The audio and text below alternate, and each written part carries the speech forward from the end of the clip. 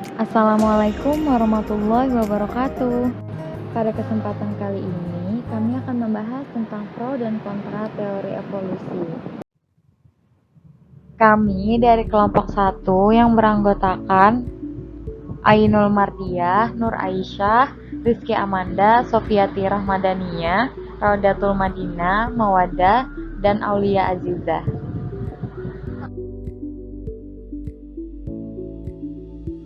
Yang dibahas di teori evolusi ini, yang pertama ada pengertian evolusi, 2 perkembangan teori evolusi, 3 tokoh teori evolusi, 4 faktor yang mempengaruhi teori evolusi, 5 pro dan kontra, dan yang terakhir teori evolusi menurut pandangan Islam. Pengertian evolusi. Evolusi merupakan suatu proses perubahan makhluk hidup secara bertahap dan memerlukan waktu yang lama hingga jutaan tahun untuk merubah dari bentuk sederhana ke bentuk yang lebih kompleks.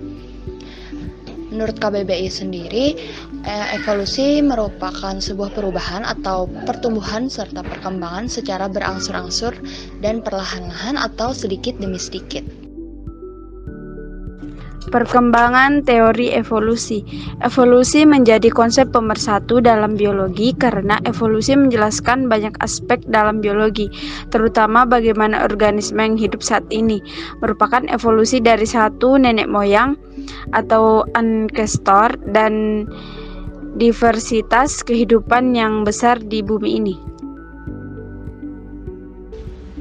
Charles Darwin berusia sekitar 22 tahun ketika melakukan ekspedisi bersama HMS Beagle, sebuah kapal Inggris yang berlayar ke seluruh dunia. Ekspedisi ini seharusnya memakan waktu 2 tahun, tetapi Darwin menghabiskan waktu hingga 5 tahun. Selama perjalanan, Darwin berkesempatan mengumpulkan dan mengobservasi keanekaragaman hayati berdasarkan bentuknya.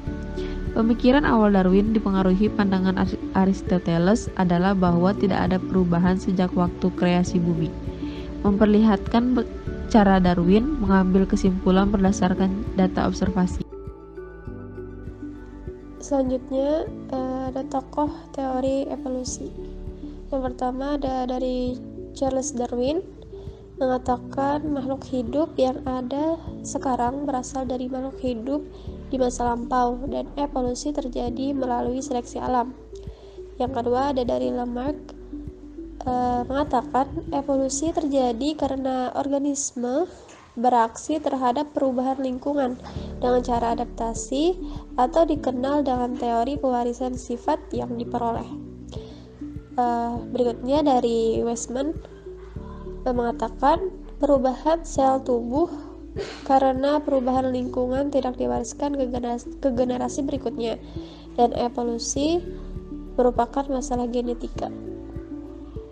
Selanjutnya dari hukum Hardy-Weinberg, frekuensi atau gen dalam populasi tetap seimbang dari generasi ke generasi dengan syarat jumlah populasi besar, perkawinan acak tidak terjadi mutasi, seleksi, dan migrasi. Yang keempat yaitu faktor yang mempengaruhi teori evolusi. Ada 2 faktor, yaitu dari faktor genetik dan faktor lingkungan.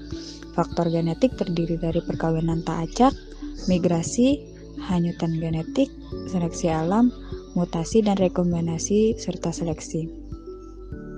Dari faktor lingkungan atau seleksi alam dapat menghasilkan evolusi adaptif. Lingkungan eksternal suatu organisme dapat menentukan seleksi dan arah evolusi. Dengan kata lain, seleksi alam berperan sebagai agen penyeleksi suatu populasi.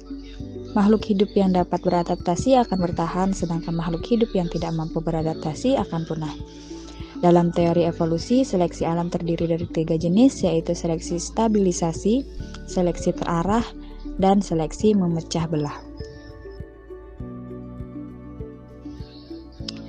Selanjutnya, pro dan kontra teori evolusi. Menurut Lamarck, lingkungan berpengaruh terhadap makhluk hidup. Secara alami, kondisi lingkungan senantiasa berubah-ubah. Agar tetap lestari, makhluk hidup harus beradaptasi, yang artinya juga makhluk hidup juga mengalami perubahan. Perubahan tersebut akan diwariskan kepada keturunannya dari generasi ke generasi.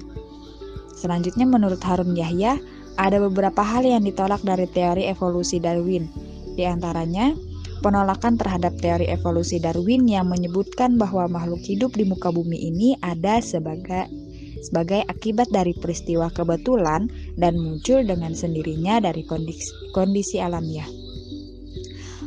Selanjutnya, penolakan terhadap teori evolusi Darwin yang menyebutkan bahwa kehidupan dimulai dari sel yang pertama muncul dari faktor kebetulan secara mandiri, lalu sel ini berkembang dan berevolusi, dan dengan mengambil bentuk-bentuk yang berbeda-beda, menghasilkan berjuta-juta spesies makhluk hidup di muka bumi seperti sekarang ini. Selanjutnya ialah teori evolusi menurut pandangan Islam. Menurut Islam, teori evolusi Darwin itu sebuah kesalahan besar karena manusia yang tercipta pertama kali di alam ini adalah Nabi Adam alaihissalam. Telah dijelaskan dalam Al-Quran bagaimana asal-usul manusia itu terjadi. Alam semesta dengan seluruh isinya, baik yang dapat ditangkap oleh panca indera maupun tidak, merupakan ciptaan Allah Subhanahu wa Ta'ala yang dengan sengaja diciptakan oleh Allah. Teori yang mengatakan alam semesta dengan seluruh isinya berasal dari kejadian yang spontan, kebetulan, dan tiba-tiba nyata-nyata bertentangan dengan agama Islam. Dalam Al-Quran pun telah dijelaskan ayat-ayat yang berisi mekanisme atau proses penciptaan makhluk hidup serta menentang teori evolusi Darwin seperti Quran Surah Al-Ankabut ayat 20 dan Al-Maidah ayat 6. Terima kasih telah menonton. Assalamualaikum warahmatullahi wabarakatuh.